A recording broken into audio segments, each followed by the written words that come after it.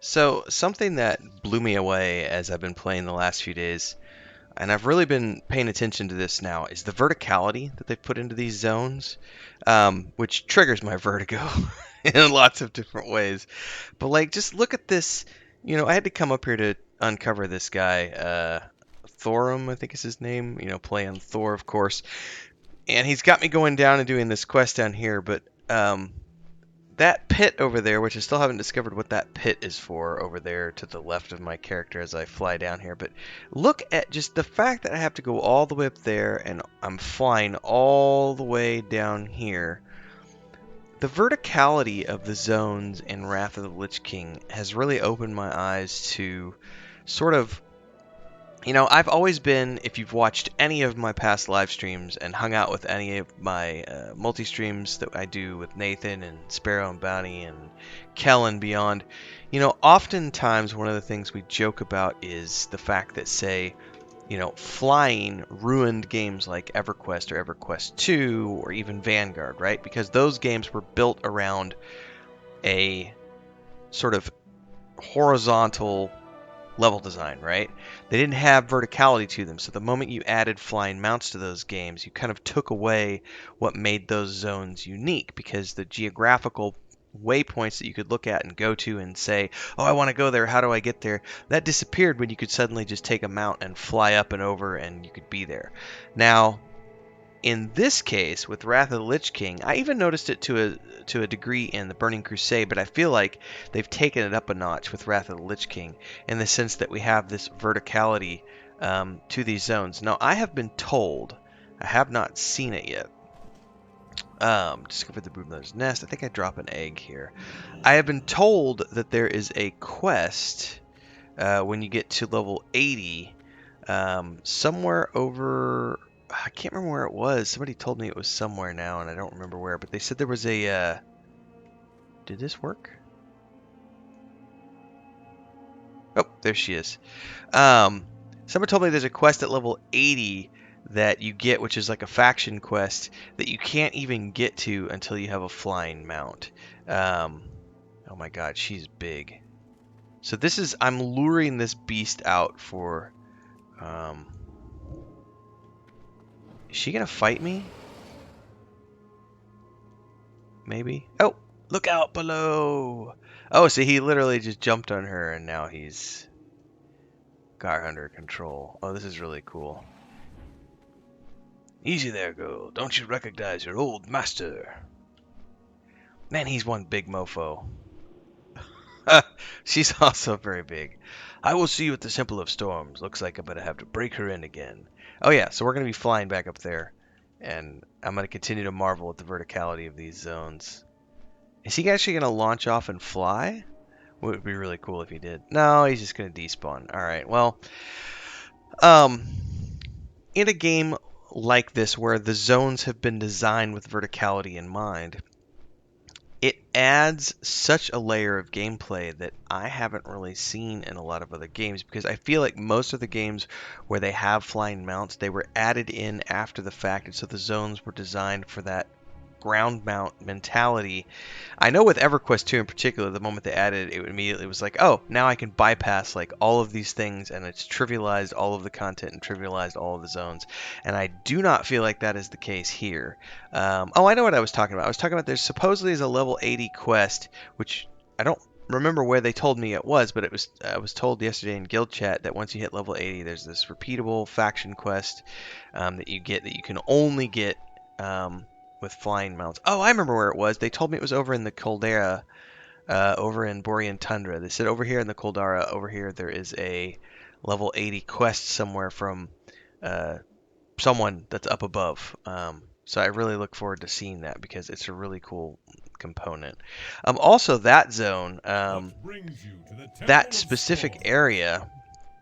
It's good to have my old friend back. It appears that my luck is finally starting to change, and it's all thanks to you, little friend. Well, thank you very much, Thorum. One task remains before I can reclaim my home at the Terrace of the Makers. Kolrum must be found. Krolmir, sorry, I need to reread that. Krolmir must be found. On that fateful day, I threw it into the earth with all the power and rage I possessed. A mighty explosion followed. I've thought it lost for these many years, but now I must be certain. Turn to King Yoakum and discover what, if anything, he knows of my hammer's fate. So this would be another moment to talk about how amazing these zones look, because we got a bit of a flight to get over there. And we can see as we fly down another example just as we go over everything of just how amazing the verticality is. So look, we can look off to the left. We could see silhouettes of, I believe that's Ulduar, yeah? Yeah. And we've got other towers here which I haven't even explored yet. There's a tower there. There's a tower over there. I don't know what those towers are for yet. It looks like there's a landing down there. I don't know if that goes somewhere important.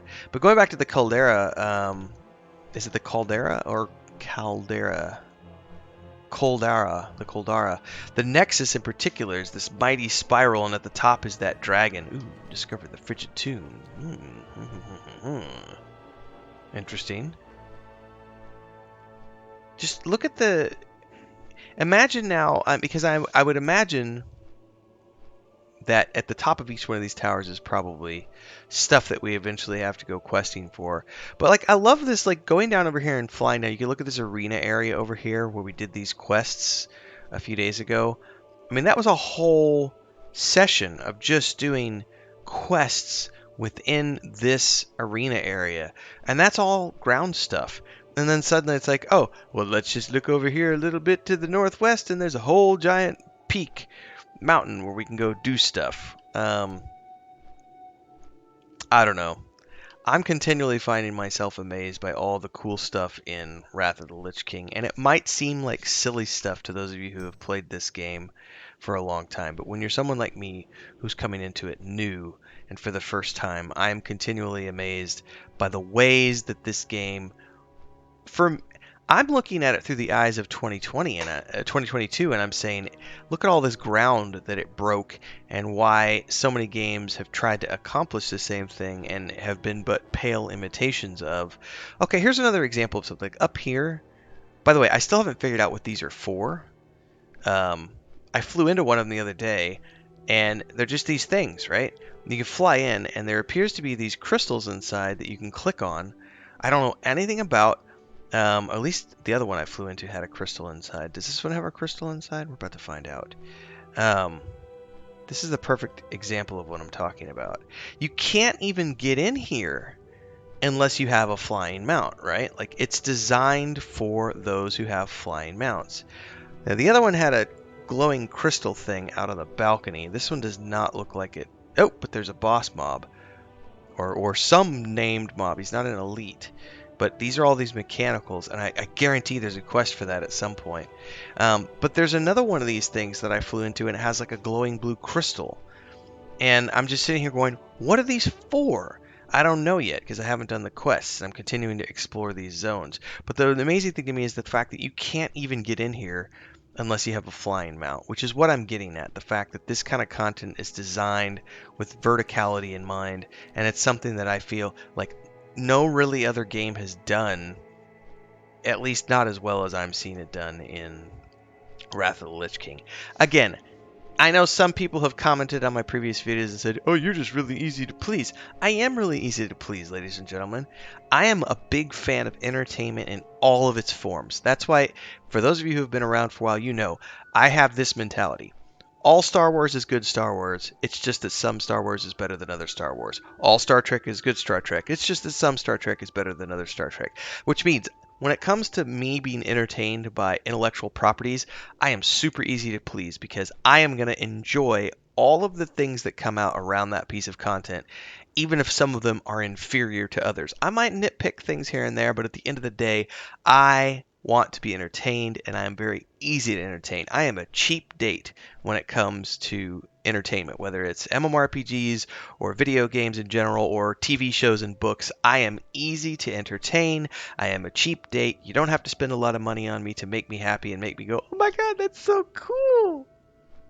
Food for thought. I think everybody should be like that because it would make your lives a hell of a lot more enjoyable if you weren't all jaded and hating everything and be like, I had one person say, enjoy it while it lasts, because once you get past Wrath of the Lich King, it's all downhill from here, and you're going to learn to hate Blizzard like the rest of us.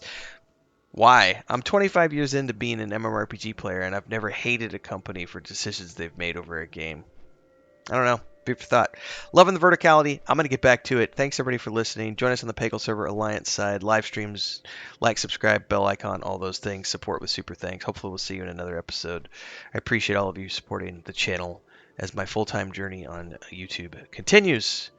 Until next time, happy gaming, everybody.